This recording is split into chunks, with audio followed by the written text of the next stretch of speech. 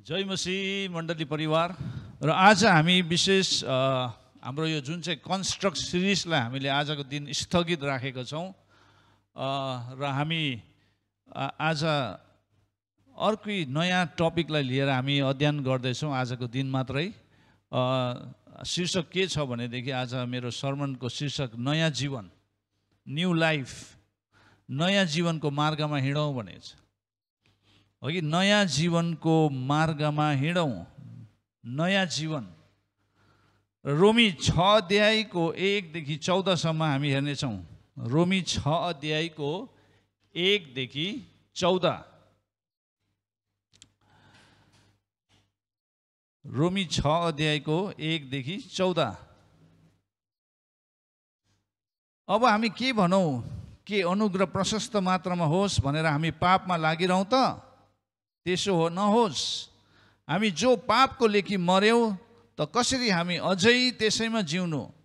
के तिमीहरू जान्दैनौ हामी सबै जतिले ख्रीष्ट येशूमा बप्तिस्मा लियौँ उहाँकै मृत्युमा बप्तिस्मा लिएको थियौँ। यसै कारण बप्तिस्माद्वारा हामी मृत्युमा उहाँसँगै गाडियौँ, ताकि जसरी पिताको महिमाद्वारा ख्रीष्ट मरेकाहरूबाट जीवित पारिनुभयो त्यसरी हामी पनि नयाँ जीवनको मार्गमा हिँडौँ। यदि उहाँको मृत्युमा हामी उहाँसँग एउटै भएको छौँ भने उहाँको पुनरुत्थानमा पनि निश्चय नै हामी उहाँसँगै एक हुनेछौँ। हामी जान्दछौँ कि हाम्रो पुरानो मनुष्यता उहाँसँग क्रुसमा टाङ्ग्यो ताकि हाम्रो पापमै शरीर नाश होस् र अब उसो हामी पापको कमारा नहौ, किनभने जो मरेका छ त्यो पापबाट मुक्त भएको छ। तर यदि हामी ख्रीष्टसँग मरेका छौँ भने त उहाँसँग जिउने पनि छौँ भन्ने विश्वास गर्दछौँ। हामी जान्दछौँ कि ख्रीष्ट मरेकाहरूबाट जीवित भएर फेरि मर्नु हुने छैन। अब उसो हामीमाथि उहाँमाथि मृत्युको राज्य हुँदैन। जुन मृत्युमा उहाँ मर्नुभयो त्यो पापको लेखी सधैँको लागि एकैपल्ट मर्नुभयो। तर जुन जीवनमा उहाँ जिउनुहुन्छ त्यो परमेश्वरको निम्ति जिउनुहुन्छ। यसै गरी तिमीहरूले पनि आफूलाई पापको लागि मरेका तर ख्रीष्ट येशूमा परमेश्वरको लागि जीवित भएका ठान्नुपर्छ। यसै कारण शरीरका अभिलाषा अनुसार चल्नु नपरोस् भनी तिमीहरूको मरणशील शरीरमा पापलाई राज्य गर्न नदेऊ। आफ्ना शरीरका अङ्गहरू दुष्टताको साधनको रूपमा पाप गर्नलाई समर्पण नगर, तर मृत्युबाट जीवनमा ल्याएका मानिसहरू जस्तै आफैलाई परमेश्वरका दिहाला र शरीरको अङ्गहरूलाई धार्मिकताको साधन जस्तै परमेश्वर कहाँ समर्पण गर। किनकि पापले तिमीहरूमाथि राज्य गर्ने छैन, किनकि तिमीहरू व्यवस्थाको अधीनमा छैनौ तर अनुग्रहको अधीनमा छौ। आमेन। अनुग्रहको अधीनमा हुनेहरू चाहिँ एकदमै स्वतन्त्र भएको व्यक्तिहरू। अनुग्रहमा जिउनेहरूले चाहिँ स्वतन्त्रता के हो भन्ने कुरालाई थाहा गरेको छ। अनि उनीहरूले हरेक दिन हरेक समय उनीहरूले आफ्नो जीवन उपभोग गर्दै गरेको हुन्छ, इन्जोय गर्दै गरेको हुन्छ अघि। र जो अनुग्रहको अधीनमा छैन उनीहरू चाहिँ एउटा दासत्वमा छ। व्यवस्थाको अधीनमा रहनेहरू पनि दासत्वमा परेको छ। तर ख्रीष्टले हामीलाई व्यवस्थाको अधीनबाट छुटकारा गर्नुभयो। आमेन। र आज विशेष गरी हामी नयाँ जीवनको मार्गमा हिँडौँ भन्ने कुरालाई हामी हेर्नेछौँ। अनि यो खण्डलाई हामीले पढ्दै गर्दाखेरि हामीले के बुझ्छौँ भनेदेखि रोमको चर्चहरूमा 2वटा हुनसम्मको कुराहरू भइरहेको थियो। 2वटा एकदमै हुनसम्मको कुरा, extremes were happening in the church त्यो समयमा। अनि पावलले पत्रमा रोममा भएको चर्चलाई यसरी लेखेछ। अघि हामीले पढिहाल्यौँ। 6 अध्यायको 1 देखि 14 सम्म पढ्यौँ। अनि त्यहाँनिर 2वटा कुरा भइरहेको थियो, एकदमै हुनसम्मको कुरा। पहिलो चाहिँ के हो भनेदेखि कतिपय इसाईहरूले आलोचना गरे क्रिटिसाइज गरे। कतिजना इसाईहरूले क्रिस्चियनहरूले नै क्रिटिसाइज गरिरहेको थियो, आलोचना गरिरहेको थियो कि सुसमाचारले व्यवस्थाविहीन जीवनलाई हौसला प्रदान गर्छ भनेर, कानुनविहीन अथवा व्यवस्थाविहीन जीवनलाई चाहिँ एन्करेज गर्छ भनेर उनीहरूले त्यो प्रकारले आलोचना गर्दै थियो। बुझ्नुहुँदैछ? सुसमाचारले चाहिँ के गर्छ अरे? सुसमाचारले चाहिँ मान्छेलाई एउटा कानुनविहीन अथवा छाडा जीवनलाई जिउनका लागि हौसला प्रदान गर्छ भन्ने प्रकारले एउटा नेपालीमा राम्रोसँगले बुझ्नु हो भनेदेखि व्यवस्थाविहीन कानुनविहीन जीवन चाहिँ एकदमै छाडा जीवन हो भनेर कतिजनाले भन्ने गर्छ है। अनि त्यो प्रकार सुसमाचारले चाहिँ मान्छेलाई छाडा बनाउँछ भनेर त्यो प्रकारले आलोचना गर्दै थियो। रोमी 3:7 देखि 8मा तपाईँले हेर्नुभयो भने त्यहाँनिर भनेको छ, तर यदि मेरो झुटले गर्दा परमेश्वरको सत्यता उहाँकै महिमाको निम्ति प्रशस्त हुन्छ भने किन पापी झै इन्साफमा परिरहेको छु? त्यसो भए असल होस् भनेर खराबी नै किन नगर्ने त? कोही मानिसहरूले हामी त्यसै भन्छौँ भने हामीलाई निन्दापूर्ण दोष लाउँछन्। तिनीहरूको दोषारोपण न्यायसङ्गतै छ भनेर यहाँ पावलले भन्दछ। धेरैले त्यसरी दोष लगाइरहेको थियो, निन्दा गरिरहेको थियो। त्यहाँबाट पावलले त्यही लागि यो पदलाई लेखेपछि त्यहाँबाट 6:1मा चाहिँ आएर पावलले के भन्छ भने, अब हामी के भनौँ? के अनुग्रह प्रशस्त मात्रामा होस् भनेर हामी पापमा लागिरहँ त भनेर त्यसरी प्रश्न गरेको छ। अनि यो प्रश्नहरू चाहिँ सबै रेटोरिकल क्वेसन्स भन्छ कि। अनि यो प्रश्नको चाहिँ उत्तर आफैले दिएको छ, त्यसो नहोस् भनेर। हामी जे पापको लेखी मर्यौँ, जो पापको लेखी मर्यौँ त कसरी हामी अझै त्यसैमा जिउनु? त्यो कहिले पनि होइन। अघि अनुग्रह प्रशस्त छ भनेर हामी पापमा लागिरहँ त होइन, त्यसो हुँदैन भनेर त्यहाँ भनेको छ। अनि रोमी 5:20ले हुन्छ, व्यवस्था आयो र अपराधको वृद्धि भयो, तर जहाँ पाप बढ्यो अनुग्रह झन् बढी मात्रामा बढ्यो। त्यस बेला कति मानिसहरूले भन्थे कि पाप गर्नु ठिक छ, किनभने मानिसको पापले परमेश्वरको धार्मिकतालाई बढाउँछ भन्ने प्रकारको सोच विचारहरू मानिसहरूमा आएको थियो। त्यो एकदमै दुष्ट विचारहरू है। अनि व्यवस्था आयो र अपराधको वृद्धि भयो, तर जहाँ पाप बढ्यो अनुग्रह झन् बढी मात्रामा बढ्यो भनेर पावलले 5:20मा भनेको कुरा चाहिँ उनीहरूले कस्तो प्रकारले बुझ्यो भनेदेखि उनीहरूले चाहिँ अब चाहिँ पाप गर्नु चाहिँ एकदमै ठिक रहेछ, किनभने जति बेसी हामीले पाप गर्यो त्यति नै बेसी उहाँको धार्मिकता बढ्दै रहेछ, अनुग्रह पनि बढ्दै रहेछ भनेर मान्छेले त्यो प्रकारले बुझ्न लाग्यो। अनि एकदमै अप्ठ्यारो हो कि गलत प्रकारले बुझ्न थाल्यो। र परमेश्वरको दया ठुलो होस् भनेर पाप गर्नु ठिकै हो भनी क्रिस्चियनहरूले भन्छन् भन्ने कुरा पावलको समयमा क्रिस्चियनहरूमाथि कसैले दोष लगाउँथे। कामद्वारा होइन तर विश्वासद्वारा उद्धार पाएकोले हामी अब असल काम गर्नु पर्दैन भन्ने कुराहरू पनि गर्थे। कतिजनाले उल्टा बुझेर है, कामद्वारा होइन तर विश्वासद्वारा हामीले उद्धार पाएको छौँ, त्यसैले अब हामीले असल काम गर्नु पर्दैन भन्नेहरू थियो। त्यही लागि याकुबले त्यस्तो व्यक्तिहरूलाई फेरि याकुबको पत्रमा के भनेछ, काम बिनाको विश्वास चाहिँ मरेतुल्य हो भनेर त्यस्तो व्यक्तिहरूलाई बुझाउनको लागि त्यसरी याकुबले पनि पत्र लेखेको हामी पाउँछौँ। जति खराब काम गरे पनि परमेश्वरले हामीलाई त्यसै क्षमा दिनुहुन्छ भन्ने क्रिस्चियनहरूको सोचाइ छ भनेर पनि ती मानिसहरूले झुट्टो दोष लगाउँथे। तर क्रिस्चियनहरूले वास्तवमा यस्तो विचार गरेको थिएन। यस्ता दोष लगाउनेहरूको कुरा बिल्कुल झुट्टो थियो। कतिपल्ट चर्चेसहरूमा पनि त्यस्तो दोष लगाउने मान्छेहरू हुन्छ, नभएको है, पास्टरले नबोलेको शिक्षाहरू उनीहरूले पास्टरले यस्तो भन्दै थियो भनेर कतिले उल्टा प्रकारले मान्छेहरूलाई भड्काउँदै गरेको हुन्छ। आज हामी पनि फेसबुकमा देख्छौँ है, युट्युबमा देख्छौँ, कतिजनाले त्यो प्रकारले बोलेकै हुँदैन तर उनीहरूले फल्नाले यसरी बोड्यो भनेर त्यो मान्छेको बदनाम गर्दै गरेको हुन्छ। डरलाग्दो, त्यो स्पिरिट चाहिँ एकदमै डरलाग्दो। त्यसरी हामीले मान्छेको बदनाम गर्नु हुँदैन। यहाँ त पुरै एउटा क्रिस्चियन समुदायलाई नै बदनाम गरेको हामी पाउँदछौँ। त्यसैले पावलले त्यसरी यो समस्या, यो मुद्दालाई है एड्रेस गरेको हामी पाउँदछौँ। अब दोस्रो कुरा के भइरहेको थियो भन्दाखेरि, अर्कोतिर कोही नयाँ क्रिस्चियनहरूले जानी परमेश्वरले तिनीहरूलाई क्षमा दिनुहुनेछ भनेर विश्वास गर्दै पाप गरिरहेका थिए।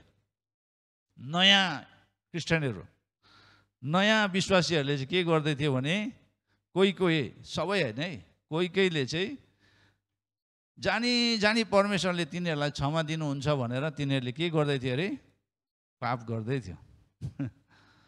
विश्वास गर्दै पाप गर्दै है। आज पनि हेऱ्यो भने कतिजना त्यस्तै प्रकारको जीवन जिरहेको हुन्छ, पाप गर्दै बसिरहेको हुन्छ है।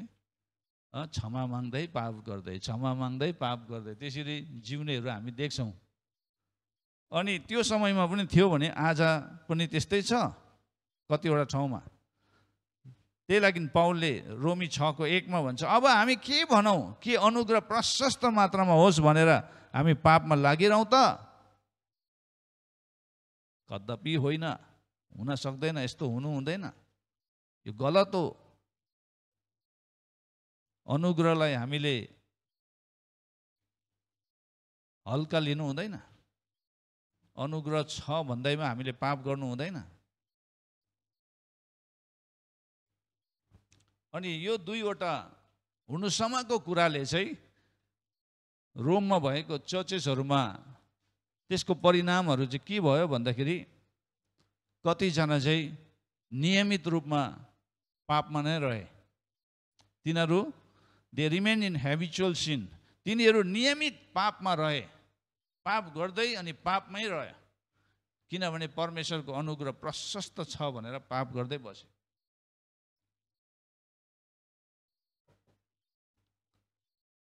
प्रभु क्षमाको खानी हुनुहुन्छ भन्दै क्या कतिजनाले प्रार्थना गर्छन्, प्रभु तपाईँ क्षमाको खानी हुनुहुन्छ, त्यसले गर्दा मैले क्षमा पाइहाल्छु तपाईँबाट भन्दै पाप गर्दै क्षमा माग्दै।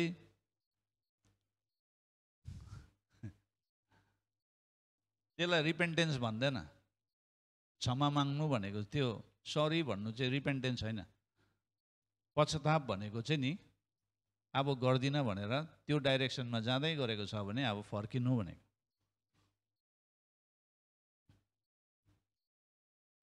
कतिजना सरी भन्दै बसिरहेको हुन्छ। नेपालीमा भन्ने गर्छ नि, गर्छ मन परी भन्छ सरी भन्छ नि। त्यस्तै हाम्रो त्यो प्रकारको जीवन चाहिँ असल देखिँदैन, फलदायक हुँदैन त्यो जीवन। त्यो जीवनले कसैलाई प्रभाव पनि पार्न सक्दैन।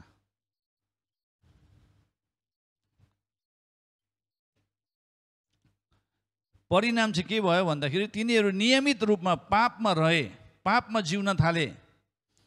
दोस्रो, तिनीहरूले परमेश्वरको असीम अनुग्रहलाई सबै प्रकारको बहसका साथ दुरुपयोग गरे। पुरा उनीहरूले आर्ग्युमेन्ट्स गरिरहे। They abuse the grace of God, परमेश्वरको अनुग्रहलाई चाहिँ तिनीहरूले के गर्यो, दुरुपयोग गर्यो। दुरुपयोग, मिसयुज गर्यो, एब्युज गर्यो।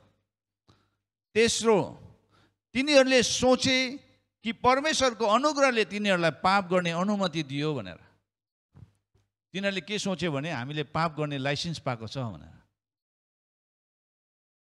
तिनीहरूले के सोचे अरे, हामीले परमेश्वरको अनुग्रहले चाहिँ हामीले पाप गर्ने अनुमति पाएको छ, अथवा हामीले लाइसेन्स पाएको छ पाप गर्ने भनेर तिनीहरूले सोचे। अनुग्रहलाई त्यसरी हेरे, अनुग्रहलाई एउटा लाइसेन्सको रूपमा हेरे, पाप गर्ने लाइसेन्स भनेर। किनभने परमेश्वरले क्षमा गरिहाल्नुहुन्छ भनेर तिनीहरूले के गर्यो, एउटा परमेश्वरको अनुग्रहलाई चाहिँ एउटा लाइसेन्स, पाप गर्ने लाइसेन्सको रूपमा हेर्न थाले। भेरी ब्याड, दुःख लाग्दो कुरा। आज कतिजनाले त्यसरी नै हेर्छ। आज पनि चर्चेसहरूमा देख्छौँ हामी त्यो प्रकारको सोच विचार भएको मानिसहरू। पाउलले के सिकाउँछ भनेदेखि, एक धर्मी ठरेको विश्वासी पापमा रहन सक्दैन भनेर सिकाउँछ। एकचोटि धर्मी ठरिएको व्यक्ति, एकचोटि उसको पाप क्षमा भइसकेपछि त्यो व्यक्ति अथवा त्यो विश्वासी पापमा रहन सक्दैन। उसले आफ्नो जीवनमा पापलाई इन्कार गर्छ, विरोध गर्छ।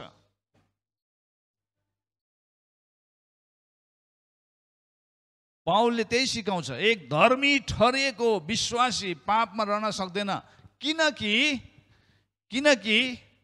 त्यहाँनिर दुईवटा कारणहरू छ। किनकि तिनीहरू पापको लागि मरेका छन्।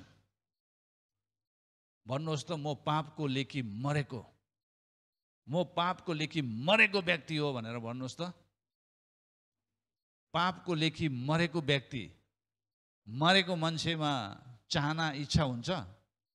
लास लडिरहेको छ, त्यो लासले मलाई यो चाहियो त्यो चाहियो भनेर भन्छ। लडिरहेको छ, एकदमै लास अघि कफिन बक्समा लडेको छ। अनि तपाईँले त्यो लासलाई, लु अब तपाईँको फेभरेट खाना चाहिँ बिरयानी हो, लु खानुहोस् ल, अब के गर्नु, अन्तिम खाइराख्नुहोस् भनेर दिँदा हुन्छ? त्यो लासले हुन्छ म खान्छु भनेर भन्छ?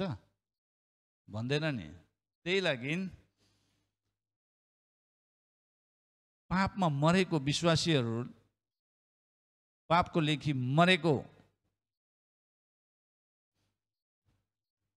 विश्वासीहरू पापमा रहन सक्दैन, किनभने तिनीहरू पापको लेखी मरेको हुन्छ, पापको लागि मरेका हुन्छ।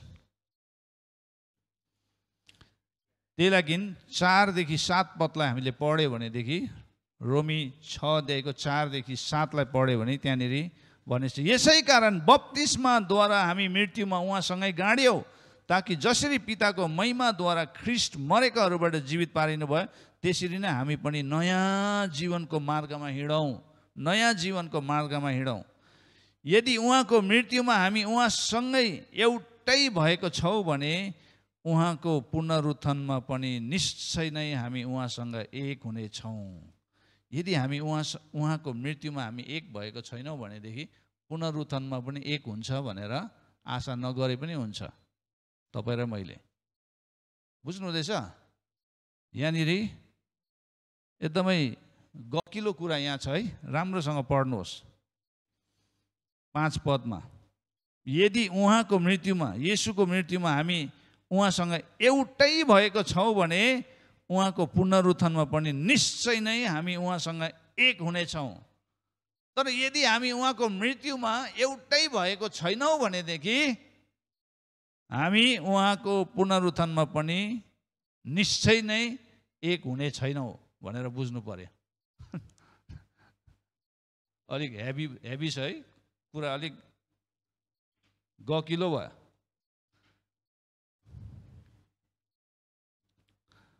दोस्रो, बप्तिस्माको पानीबाट बाहिर निस्केर आउनु भनेको चाहिँ पुनरुत्थानको नक्सा हो। हामी पानीको बप्तिस्मा लिन जान्छौँ नि, विश्वासपछि मान्छेले बप्तिस्मा लिन्छ। अनि त्यो बप्तिस्मा चाहिँ के हो भन्दाखेरि एउटा पुनरुत्थानको नक्सा हो। पुरानो राजु मर्यो, मरेपछि मान्छेलाई दफन गरिन्छ। अनि पानी मुनि हाल्दाखेरि, पानी मुनि डुबाउँदाखेरि उसलाई दफन गरेको त्यो व्यक्तिलाई, अनि पानीबाट निस्किँदै गर्दाखेरि चाहिँ ऊ पुनरुत्थान भएर निस्केको, नयाँ जीवन धारण गरेर ख्रीष्टमा जिउनका लागि, नयाँ जीवन जिउनका लागि ऊ पुनरुत्थान भएर निस्केको बाहिर। नयाँ जीवन भनेको पुनरुत्थान हुनुभएको येशूसितको पहिचान हो। पहिचान, न्यू लाइफ चाहिँ के हो भन्दाखेरि रेजरेक्टेड जिजससँग आफूलाई आइडेन्टिफाई गर्नु, पुनरुत्थान भएको येशूसित हाम्रो पहिचान बनाउनु, त्यो नयाँ जीवन। पापबाट अलग हुनु र पवित्रताको यात्राको सुरुवात गर्नुको लागि हामीहरूलाई 3 सुझावहरू छन्। हामीलाई 3वटा सुझावहरू दिएको छ, सजेसनहरू छ। पापबाट अलग हुनु र पवित्रताको यात्रा सुरुवात गर्नको लागि हामीलाई तीनवटा सुझावहरू दिएको छ। एकदम याद गर्नुहोस् है, तपाईँले लेखिराख्नुहोस् तीनवटा सुझावहरू। पहिलो 6:11 दिएको छ। 6:11 के भनेको छ? यसै गरी तिमीहरूले पनि आफूलाई पापको लागि मरेका तर ख्रीष्ट येशूमा परमेश्वरको लागि जीवित भएको ठान्नुपर्छ। सुझाव चाहिँ के रहेछ? पहिलो सुझाव, आफैलाई पापको लेखी मरेका सम्झाउनु पर्छ। म चाहिँ पापको लेखी के हो? मरिसके, तर येशू ख्रीष्टको लागि म जीवित भएको छु भनेर हामीले ठान्नुपर्छ। त्यो पहिलो सुझाव हो, फर्स्ट सजेसन। दोस्रो चाहिँ 12 पदले बताउँछ। 12 पदले के भन्छ? यसै कारण शरीरका अभिलाषा अनुसार चल्नु नपरोस् भनी तिमीहरूको मरणशील शरीरमा पापलाई राज्य गर्न नदेऊ। दोस्रो सुझाव चाहिँ के रहेछ? तपाईले मरणशील शरीरमा पापलाई राज्य गर्न नदिनुहोस्। मरणशील शरीरलाई, यो शरीर मरिसक्यो, यो शरीरमा पापलाई राज्य गर्न दिनु हुँदैन। यो शरीर मरेर नयाँ शरीर हामीले धारण गरेको छौँ, त्यो चाहिँ येशू ख्रीष्ट सँगको त्यो पुनरुत्थान भएको शरीर हो। तेस्रो सुझाव, आफैलाई परमेश्वर कहाँ समर्पण गर्नुहोस्। 13 पदले भनेछ अघि 11, 12 र 13 यो तीनवटा सुझाव त्यहीँ छ। 13 पदले के भनेछ भने आफ्ना शरीरको अङ्गहरू दुष्टताको साधनको रूपमा पाप गर्नलाई समर्पण नगर। आफैलाई परमेश्वर कहाँ समर्पण गर्नुहोस्। शरीरको अङ्गहरू धार्मिकताको साधन हो भनेर हामीले ठान्नुपर्छ। हामीले हाम्रो शरीरको अङ्गहरू, हात, आँखा, कान, मुख, हृदय, सोच, विचार, यो जुन चाहिँ प्राण, समझ, सबै कुरालाई दुष्टताको साधनको रूपमा पाप गर्नलाई समर्पण गर्नु हुँदैन।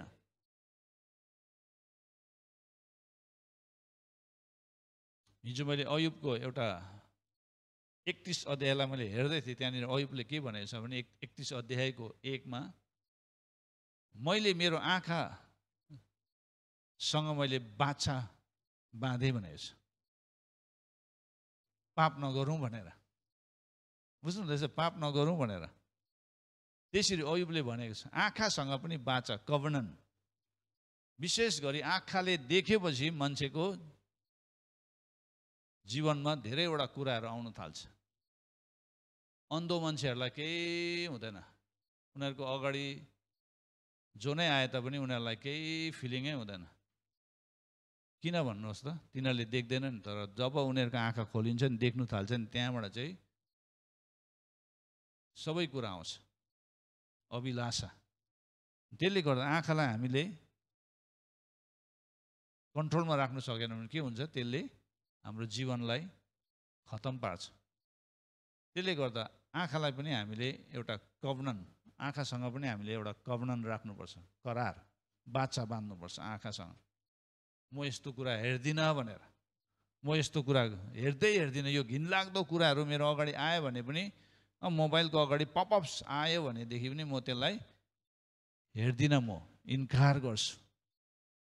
आँखासँग बाचा बाँध्नुहोस्। जसरी अयुबले 31 को 1 पदमा तपाईँले बाइबल छ भने खोल्नुहोस्, त्यहाँनिर अयुबले के भनेको छ? त्यस्तो गर्नु पर्यो। स्यामसनको जीवनमा के भयो? सिम्सोनको जीवनमा तपाईँलाई थाहा छ नि, न्यायकर्ता 13-14 अध्याय पढ्नुहोस्। त्यहाँनिर सिम्सोनको जीवनमा भएको घटनाहरू एकदमै दुःख लाग्दो छ। ऊ एउटा नाजरिन मान्छे, परमेश्वरले उसलाई अभिषेक गर्नुभएको, सानै हुँदा एउटा अगमवणीको रूपमा ऊ जन्मेको। उसले चाहिँ इजरायललाई छुटकारा गर्छ भनेर परमेश्वरले पहिलाबाट नै योजना बनाउनु भएको थियो। तर त्यो के गरे? एक दिन त्यो फिलिस्टाइनको हातमा पर्यो त्यो एउटा केटीसँग।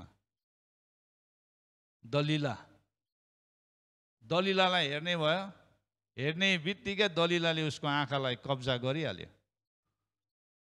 उसको हेराइ नै ठिक थिएन। उसले दलिलालाई सही प्रकारले हेरेको भए त दलिलाले कब्जा गर्ने थिएन उसको आँखालाई, तर उसको आँखाले दलिलालाई ठिकसँगले हेरेन, गलत दृष्टिकोणबाट हेर्यो। गलत दृष्टिले हेरेको कारण दलिलाले उसको आँखालाई कब्जा गर्यो अनि आँखाद्वारा ऊ के भयो, मोहित भएर दलिलाको पछि लाग्यो। दलिलाले मलाई कस्तो माया गर्दै रहेछ, यस्तो माया त मैले अरू कुनै स्त्रीबाट पाएको छुइनँ। खासमा त ऊ त स्त्रीसँग पनि हेलमेल हुनु हुँदैन थियो नि त, नाजरिन हो ऊ त। केस काट्नु हुँदैन, उसले रक्सी पिउनु हुँदैन, नराम्रो भोजनहरू खानु हुँदैन, मरेका कुराहरूलाई छुनु हुँदैन, नाजरिनहरूको केस पनि काट्नु हुँदैन। यी अभिषेक भएको व्यक्ति यति तगडा, परमेश्वरले यति बल शक्ति दिनुभएको थियो, सिंह त उसले खाली हातले नै मारिदिन्थ्यो। सिंहलाई, लायन्सलाई विदाउट हतियार बिना मार्नु भनेको कस्तो चाहिँ होला, सिम्सन कस्तो चाहिँ थियो होला बल तागत। त्यस्तो व्यक्तिलाई पनि एउटा दुष्ट स्त्रीले के गर्यो, त्यो स्त्रीलाई हेर्ने बित्तिकै उसको आँखालाई कब्जा गर्यो, अन्धो बनाइदियो। पछि अन्धो भयो त्यो आँखा, जुन आँखाले चाहिँ उसलाई पाप गर्नु लगाए, त्यही आँखालाई लास्टमा के गरिदियो, निकालिदियो। परमेश्वरले होइन नि, शैतानले, दुश्मनले। बुझ्नु हुँदैछ? हाम्रो आँखा कस्तो छ? हाम्रो आँखाले कुन कुरालाई ज्यादा हेर्दैछौँ? परमेश्वरको सुन्दरतालाई हेरिरहन पाऊँ भनेर दाउद राजाले इच्छा गरेछ। तपाईँको भवनमा सधैँ रहन पाऊँ, तपाईँको सुन्दरतालाई हेरिरहन पाऊँ भनेर दाउद राजाले त्यसरी आफ्नो इच्छा राखेको छ। तपाईँ र मेरो आँखाले के हेर्ने इच्छा गरेको छ? हामी के हेर्दैछौँ यो दिनहरूमा? टाइम पास गर्नुको लागि हामी के हेर्दैछौँ? हामी होसियार हुनुपर्छ। अहिले यति घिनलाग्दो कुराहरू आउँछ। मोबाइल खोल्ने बित्तिकै त्यस्तो घिनलाग्दो कुराहरू आउँछ। हामी होसियार हुनुपर्छ। र 3वटा सुझाउहरू 11, 12 र 13 पदमा छ, त्यो तपाईँले हाइलाइट गर्नुहोस्। तपाईँकोमा हाइलाइटर छ भने अन्डरलाइन गर्नुहोस्, पेनहरू छ भने त्यसलाई पढ्नुहोस्, मनन गर्नुहोस्। यदि त्यो सुझाउहरू हामीले पालन गर्यो भने हामी साँच्चै नै एउटा नयाँ जीवनको अनुभव के हो भन्ने कुरालाई हामीले अनुभव गर्न थाल्छौँ र हामी नयाँ मार्गमा हामी हिँड्न सक्छौँ। अनि यो 6 अध्यायको 1 देखि 14बाट हामीले पाउनुपर्ने पाठहरू, सिक्नुपर्ने पाठहरू चाहिँ के हो भन्दाखेरि विधि विधान र पवित्रता एउटै होइन भन्ने कुरालाई हामीले बुझ्नुपर्छ। विधि विधानले हामीलाई कहिले पनि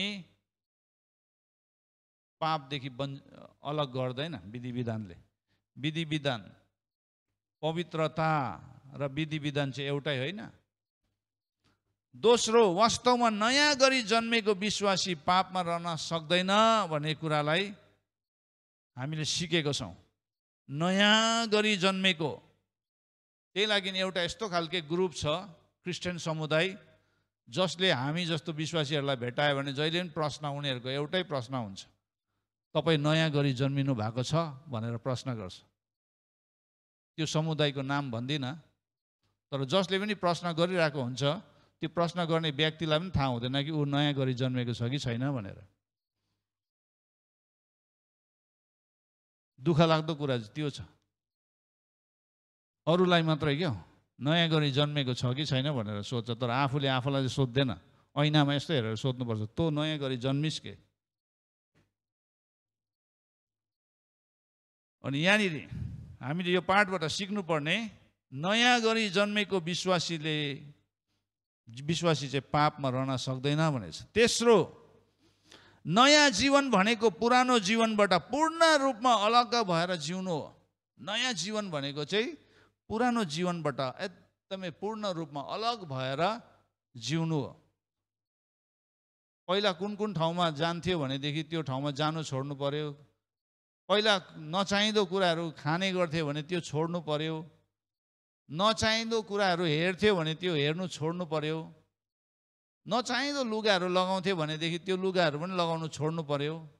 यस्तो खालके लुगा लगाउनु पर्यो जुन चाहिँ हामीलाई सुहाउँदो भनेछ बाइबलमा चाहिँ, सुहाउँदो, अरूलाई प्रोभोक गर्ने टाइपको लुगाहरू लगाउनु हुँदैन। अरूलाई पाप गर्न लगाउने टाइपको लुगाहरू लगाएर हिँड्नु हुँदैन। आज दिदीबहिनीहरूको लुगाहरू देख्दाखेरि एकदमै छक्कै लाग्छ, के खालके लुगा लगाएको भनेर। बरु त्यो लुगा भन्दा त बरु नलगाएकै राम्रो जस्तो लाग्छ, होइन र? त्यो लुगा हो कि के हो? त्यस्तो खालके शैतानले मान्छेलाई कस्तो बनाइसक्यो। अनि त्यस्तो लुगा लाउनेहरू चर्चभित्र पनि पसिसक्यो। अब हामीले त्यसलाई नलगा भनेर डाइरेक्ट भन्नु पनि अप्ठ्यारो। माई बडी माई विस भन्यो भने के भन्नु फेरि? समस्या त त्यहाँ पो छ त। कतिजनाले त्यस्तो भनिहाल्छ त, माई बडी माई विस भनेपछि त हामी त हेरेको हुनु पर्यो।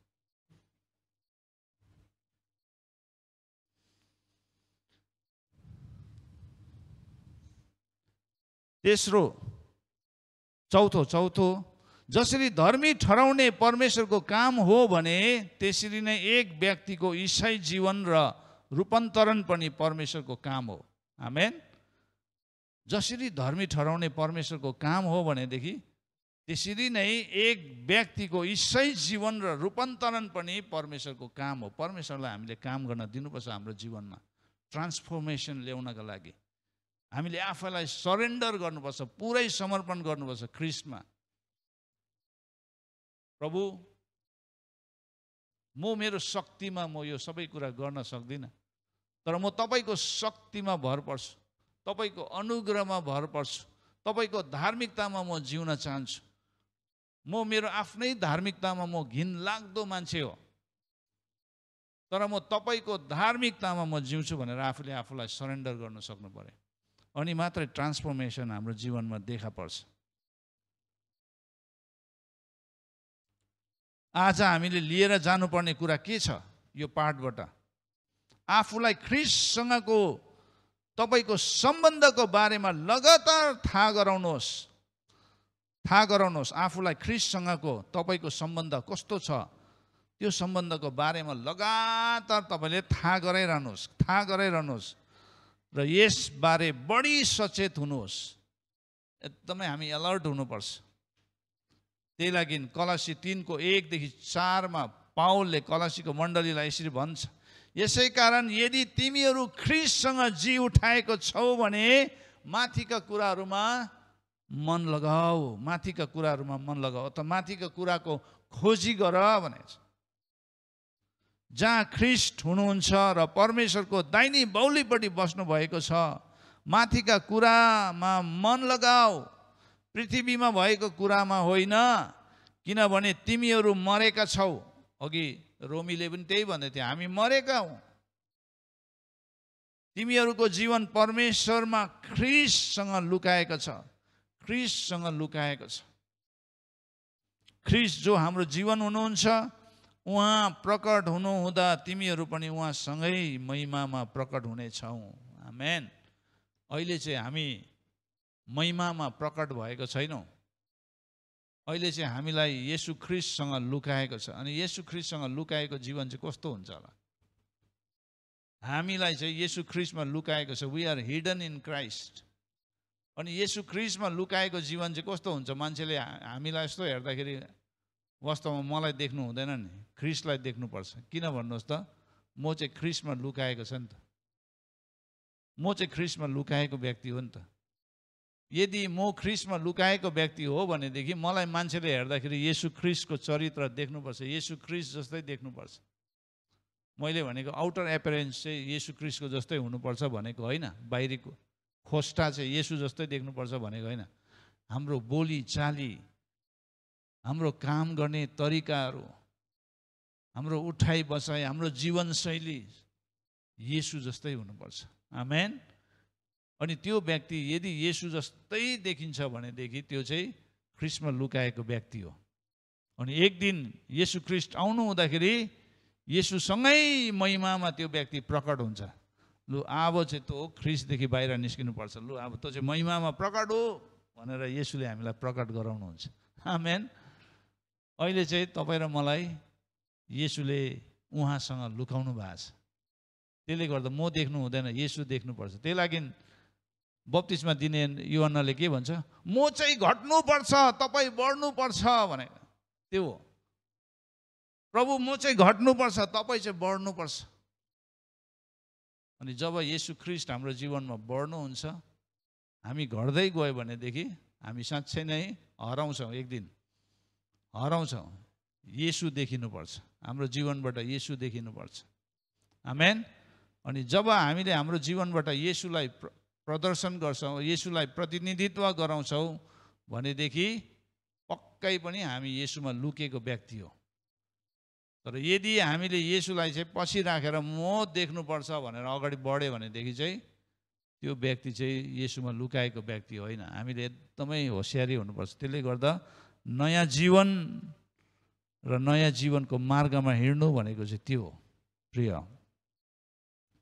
आज तपाईँलाई थाहा छ आज के हो? आज इन्डिपेन्डेन्स डे हो, स्वतन्त्रता दिवस हो। आज धुमधाम इन्डियामा धुमधाम मनाउँदैछ। आज यो 75 वर्ष भयो इन्डिपेन्डेन्स भएको, एकदमै स्वतन्त्र भएको, ब्रिटिस रुलदेखि स्वतन्त्र भएको। धेरै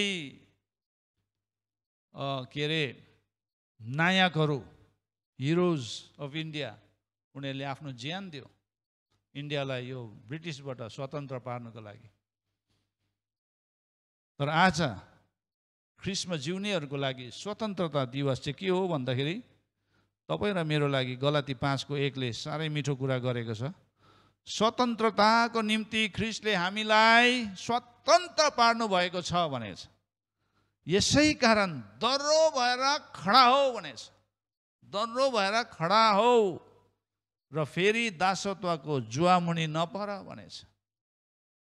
फेरि दासत्व, पापको दासत्वको जुवामुनि नपर। ख्रिस्टले तपाईँ र मलाई स्वतन्त्रताको निम्ति स्वतन्त्र पार्नु भएको छ। यसै कारण तपाईँ र म चाहिँ के हुनुपर्छ? दह्रो भएर खडा हुनुपर्छ।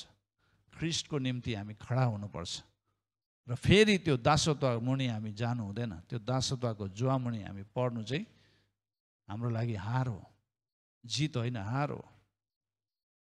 अनि दोस्रो कोरिन्थी 3:17ले भन्छ, अब प्रभु आत्मा हुनुहुन्छ र अनि जहाँ प्रभुको आत्मा हुनुहुन्छ त्यहाँ स्वतन्त्रता हुन्छ भनेर भनेछ।